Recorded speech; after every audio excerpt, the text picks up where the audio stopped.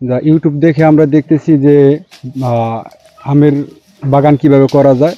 তখন দুই ভাই উদ্যোগ নিলাম যে একটা আম বাগান করি। তারপরে থেকে শুরু। তা আলহামদুলিল্লাহ প্রতি বছরেই আম বিক্রি করতেছি, ভালো লাভবান হচ্ছি।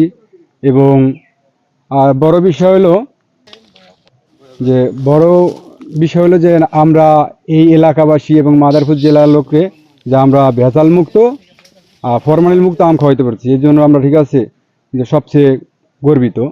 আমরা খুব ভালো ভাই, আমাগো বাড়ির কাছে আমরাও খাই আর মাইসের আমরা নিয়ে দিই। আমাদেরও অনেক অর্ডার আহে স্বাস্থ্য ভাইয়ের বাগানেই কোনো ফরমাল মুক্ত ছাড়া আম খুব ভালো আম। অনেক জায়গার থেকে আম নিতে আহে। অন্য জায়গার আমে তো অনেক মেডিসিন দেওয়া থাকে, এখানে হলো দেশি আমের মতো আম, অনেকেই নেয় আম খাইয়ে অনেক মজা পায়। দাম মোটামুটি বেশি না, কমেই হয়তো আইলে খাইলে বুঝতে পারবেন, একবার নিলে এরপর আবার আমি ইচ্ছা করি আইবেন যে আমরা এই জায়গার আম আনতে হইব, খাইতে হইব। খুব ভালো আম। আমার নাম মোহাম্মদ বাদশাহ হলাদার। আমার গ্রামের বাড়ি মাদ্রা ঝাউদিনওয়ান।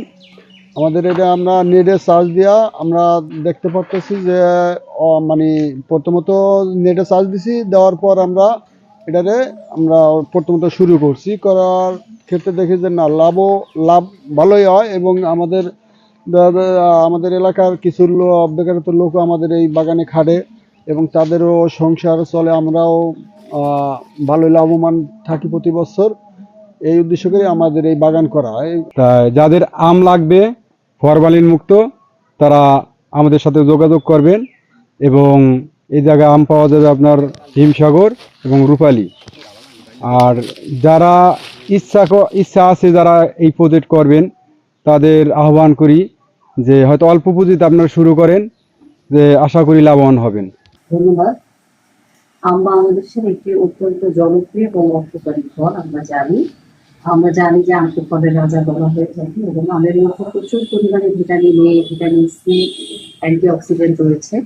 আমাদের মাদারীপুর জেলাতে মোট 343 হেক্টর জমিতে এবছর আমের আবাদ হয়েছে। এর মধ্যে বিভিন্ন ধরনের আমের জাত রয়েছে, যেমন বাড়ি আম, যেটা আমরা আম্রপালি নামে জানি, ল্যাংড়া, হিমসাগর, ফজলি, আরশিনা, কাটিমন, গৌরমতি, হাড়িভাঙা, বাড়িয়াম ফোর, কাঁচা মিঠা, ব্যানানা ম্যাঙ্গো, এই ধরনের বিভিন্ন ধরনেরই জাতের আমের চাষ হয়েছে মাদারীপুরে। এবং আমরা এর সম্ভাব্য যে ফলন আশা করছি এবছর প্রায় 8,575 মেট্রিক টনের মতো আমের উৎপাদন হবে। এবং আমরা কৃষকদেরকে আমাদের মাঠ পর্যায়ে কৃষি সম্প্রসারণ অধিদপ্তরের মাধ্যমে মাঠ পর্যায়ে কৃষককে বিভিন্ন ধরনের প্রযুক্তিগত যে সেবা রয়েছে সেগুলি আমরা প্রদান করছি। এবং আমরা চাই যে আমের উৎপাদনটা নিরাপদ ভাবে হোক। এবং আমাদের কৃষকদের এবছর মাদারীপুরে প্রায় 35 কোটি টাকার আনুমানিক বিক্রির একটা সম্ভাবনা রয়েছে।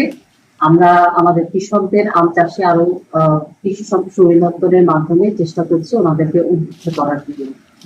আচ্ছা, এই আমগুলো কি আসলে কোন কোন জেলায় যেতে পারে বা যায় কিনা, না শুধু মাদারীপুরের মধ্যেই সীমাবদ্ধ? যেহেতু আমাদের এই আমগুলো এখানে আমাদের যে মাদারীপুরের চাহিদা পূরণ করে আমাদের পার্শ্ববর্তী যেসব জেলা আছে সেসব জেলাতেও আমাদের কৃষকরা তারা সরবরাহ করছে।